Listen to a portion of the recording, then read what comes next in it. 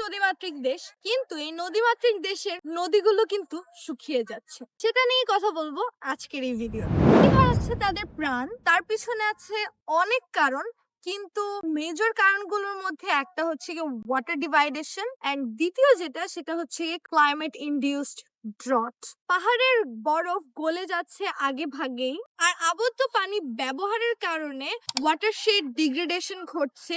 একই সাথে আমাদের যে গ্রাউন্ড ওয়াটার আছে সেই গ্রাউন্ড ওয়াটার লেভেল কিন্তু ধীরে ধীরে নিচে নেমে যাচ্ছে, যার কারণে ওয়াটার স্কারসিটি দেখা দিচ্ছে। এন্ড এটা আমাদের কাছে তখনই ভিজিবল হয় যখন আমরা নদীগুলোকে খাল বা অন্য কিছু হিসেবে ডিক্লাইন করি। এই যে আমরা পানিগুলোকে অপচয় করছি, এই পানিগুলোকে আমাদের জন্য প্রয়োজন।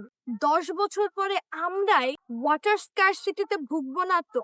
এ ব্যাপারে আপনি কি ভাবছেন? অবশ্যই আমাকে কমেন্ট সেকশনে জানাবেন। I love to know.